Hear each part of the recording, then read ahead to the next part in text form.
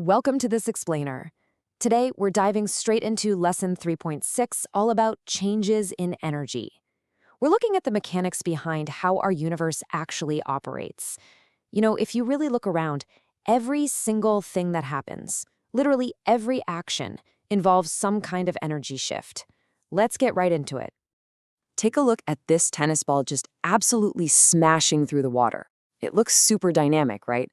But I want you to think about the invisible physics happening right before our eyes. So, what actually happens to energy when something moves like this? We're seeing intense action, and action always means energy is actively doing something. Now, here's a massive foundational rule of physics for you. Stored energy, well, it actually does nothing. Nada. You could have this colossal amount of chemical or gravitational potential energy just sitting there, totally passive. Before energy can actually be useful, or before it can make literally anything happen, it has to be changed or transferred. Sitting in a store? Totally boring. It's the act of changing forms that brings our world to life.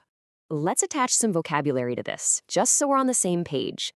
Whenever we witness energy change or transfer, it's happening through a process or an event. Now, I know those sound like normal, everyday words, but in physics, they pinpoint the actual mechanisms of energy transfer. A process might be something sustained, like a fuel burning over time. An event, on the other hand, is usually sudden, like knocking a book off a desk. Both of these are just the universe's way of forcing energy to stop being lazy and start shifting forms. Let's bring this down to earth with a couple of totally everyday examples. On one side, imagine a cooking pot getting heated up over a crackling wood fire. On the other, just some folks walking up a flight of stairs. In both of these super ordinary situations, invisible energy is actively shifting forms right in front of us. Let's break down the mechanics of what's actually happening here.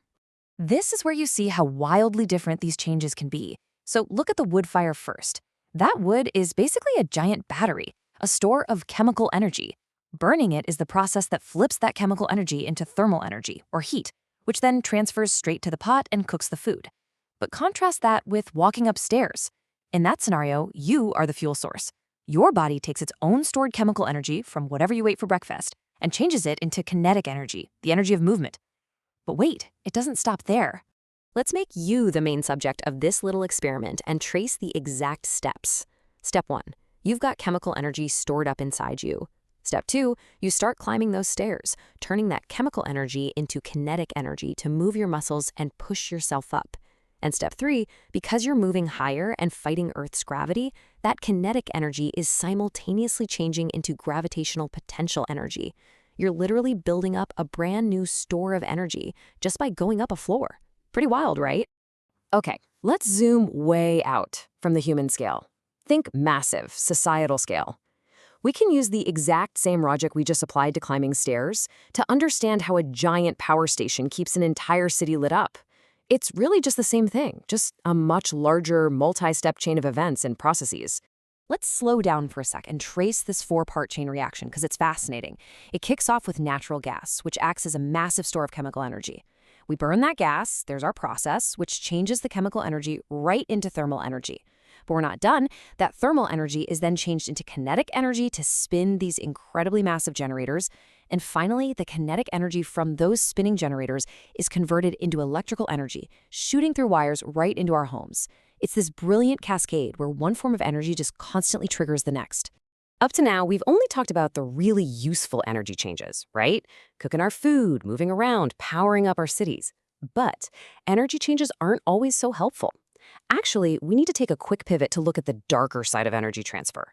Because when huge amounts of energy change forms rapidly and without our control, it can be absolutely devastating.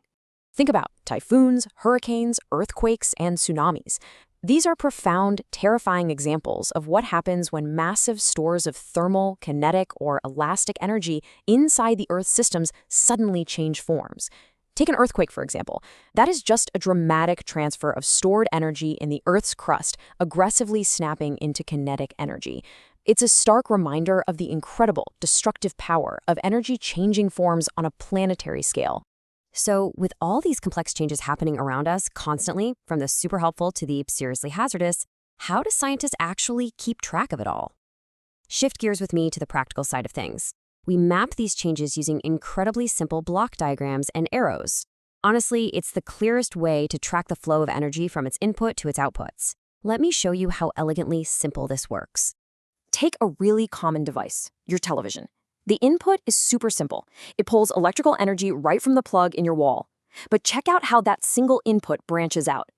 The TV is engineered to perform a specific process. It converts that one stream of electricity into two distinct outputs we can actually perceive.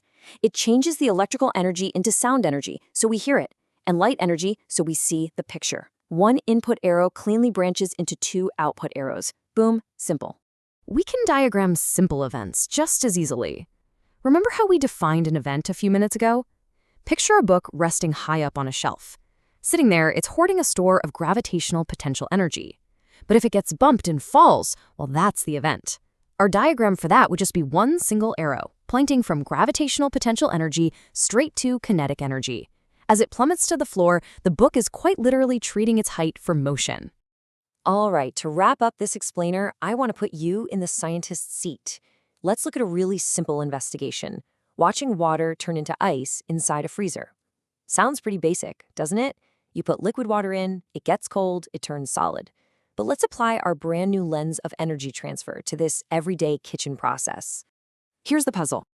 If water is getting colder to become ice, it means it is actively losing thermal energy. But as we've learned today, energy can't just disappear into thin air. It absolutely has to be transferred somewhere else. So I'm going to leave you with this provocative question to ponder. When water freezes into ice, where exactly does that invisible thermal energy go?